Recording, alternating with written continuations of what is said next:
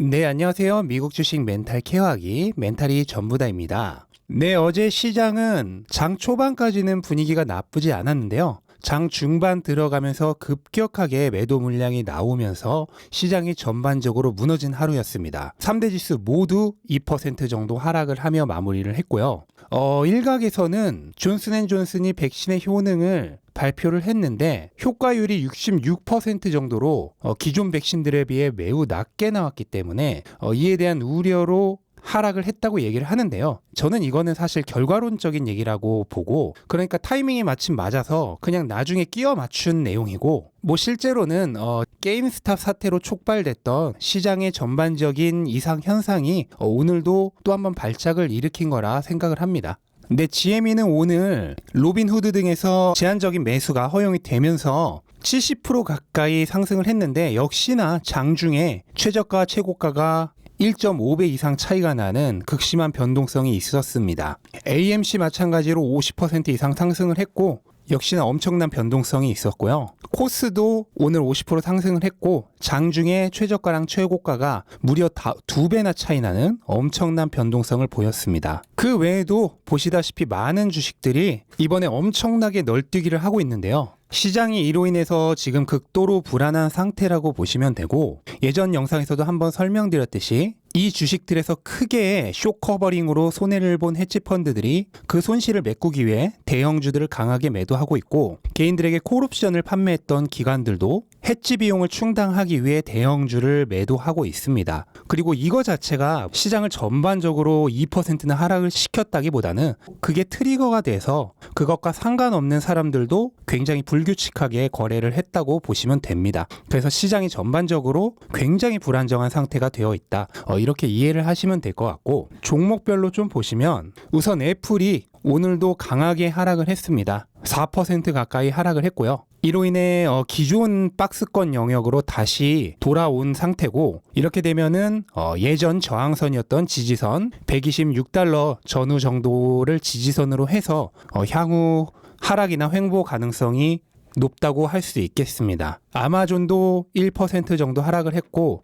여전히 삼각형 모양 내에서 움직이고 있는 상황입니다. 아마존의 삼각형 하변 지지선은 3100 초반 정도가 되겠네요. 마이크로소프트도 마찬가지로 3% 강하게 하락을 했고, 현재 230 정도의 기존 저항선이었던 지지선은 아직은 깨지지 않은 상황인데, 만약 애플처럼 깨져서 돌아오게 된다면 이전 삼각형 모양 안으로 다시 복귀를 한다고 볼 수 있겠죠. 구글 역시 지지선 1820 중후반을 강하게 버텨줬고요.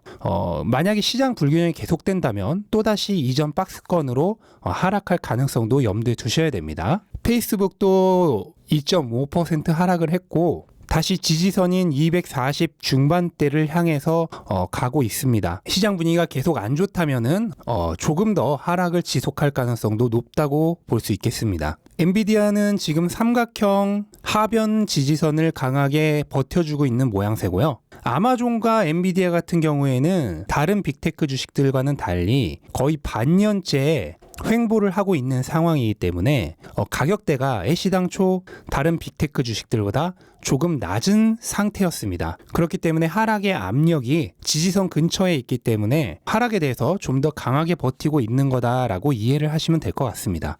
네, 그리고 테슬라는 5% 하락을 하면서요, 800의 지지선을 깨고 700대로 복귀를 했습니다. 이거는 어제 강하게 버텨줬던 800 초반에 지지 라인이 붕괴되면서 일시적으로 패닉 셀링이 나온 거라고도 보시면 되고, 원래 지지선은 버텨줄 때는 강하지만 깨지고 나면은 그 이후로는 굉장히 급격하게 가격이 하락하는 경향이 있습니다. 아마도 다음 지지선인 750 중반대, 그리고 최종적으로는 그 밑에 매물이 있는 700 초반대까지 충분히 하락을 염두에 두면은 좋고요.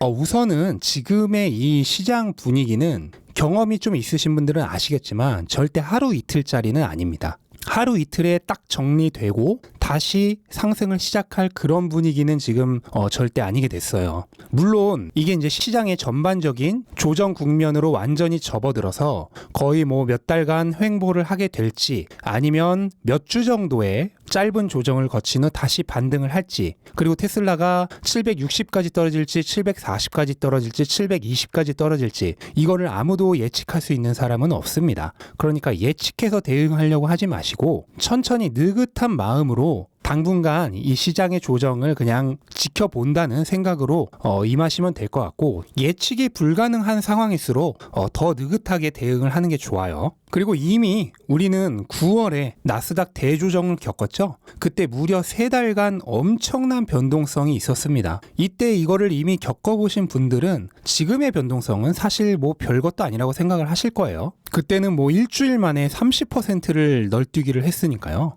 그래서 그때 경험이 있으신 분들은 아마 지금 정도의 변동성은 편안하실 겁니다. 그게 이제 경험이 사람을 더 강하게 만들어주는 겁니다. 그래서 만약에 여지껏 이런 변동성을 한 번도 안 겪어보신 분들이라면 이번 기회에 한번 겪어보는 것도 좋을 것 같고요. 이미 겪어보신 분들이라면 그때 추억을 되살리면서 그냥 편하게 또 한번 지켜보시면 될 것 같습니다. 그리고 사실 9월의 변동성도 지난 코로나의 변동성에 비하면은 아무것도 아니었습니다. 코로나의 변동성을 이미 겪어보시고 9월에 나스닥 대조정도 겪어보신 분들은 이번에는 뭐 정말 편안하겠죠. 저는 코로나 때 대조정이 뭐 주식 하면서 겪었던 수십 번의 하락장 중에 그냥 한 번이었을 뿐인데 뭐 유독 심하긴 했지만 그때 제가 가진 자산이 대부분 마이너스 50% 이상까지 갔었어요. 그런데 그때도 편안했습니다. 어차피 시장의 하락으로 인해 하락하는 거는 조금도 걱정할 필요가 없어요. 돈 더 생길 때마다 오히려 비상금까지 탈탈 털어서 더 추가 매수를 했고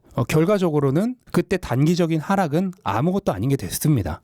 기업의 펀더멘털과 상관없이 시장의 하락에 의한 하락은 조금도 걱정하실 필요가 없고요. 심지어 지금은 시장의 하락이 GME 사태로 촉발된 전체적인 시장 불균형에 의해서 나온 것이고, 시장에 그러니까 미국 경기 전체의 펀더멘탈과도 상관없이 나온 거기 때문에 더욱더 우려를 하실 필요가 없습니다. 리피니티브의 데이터에 따르면 오늘까지 실적 발표를 한 S&P 500의 184개의 기업 중에 무려 84.2%가 시장의 기대치를 비트했습니다. 그만큼 지금 시장 전체는 굉장히 펀더멘털이 견고한 상태예요. 그러니까 시장의 하락이 시장의 전체적인 펀더멘털이 약해져서 온 것도 아니고 그냥 게임스탑 사태로 촉발된 헤지펀드들과 기관들의 대형주 매도에 의해서 나온, 기업은 물론 시장과도 아무 상관없는 이유로 인해 생긴 하락이기 때문에 정말 조금도 우려를 하실 필요가 없습니다.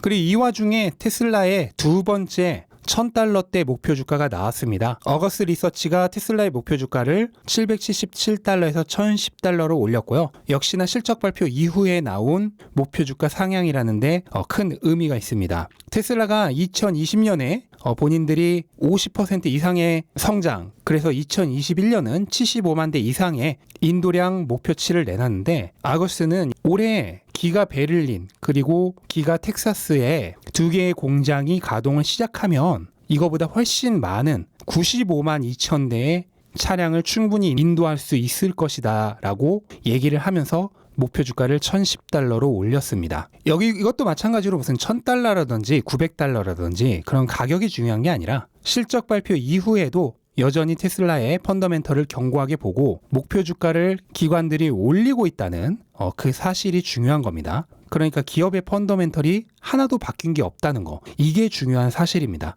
목표 주가가 $900였는지 $1010인지 이거는 그렇게 중요한 건 아니에요. 자, 어쨌든 지금 시장의 이 분위기는 절대 하루 이틀로 끝날 듯한 느낌은 아니고요. 폭풍우가 얼마나 심할지 그리고 또 얼마나 길게 갈지는 아무도 예측을 못합니다. 조급하게 생각하시면 안 되고 느긋하게 지켜보신다고 생각하는 게 가장 좋고요. 만약에 본인이 멘탈을 잘 관리 못하겠다 싶으신 분들은 한 달 동안 주식시장에 완전히 관심을 끊고 지내는 방법도 추천드립니다. 개인적으로는 일단 나갔다 다시 들어와야지 하는 생각은 별로 추천드리지 않아요. 아니, 조정이 온다는데 왜 나갔다 들어오면 안 되죠? 그게 언제 끝날지 아무도 모르기 때문에 시장을 예측해서 움직이려는 걸 하지 말라는 겁니다.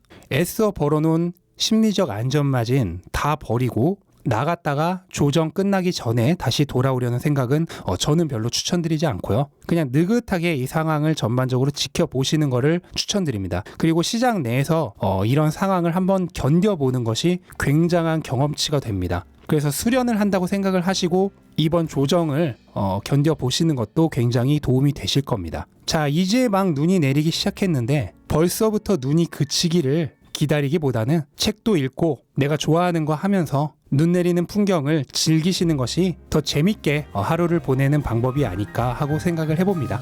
네, 이상 영상 마치겠고요. 영상 도움이 되셨다면 구독과 좋아요 부탁드리고 즐거운 주말 보내시기 바랍니다. 감사합니다.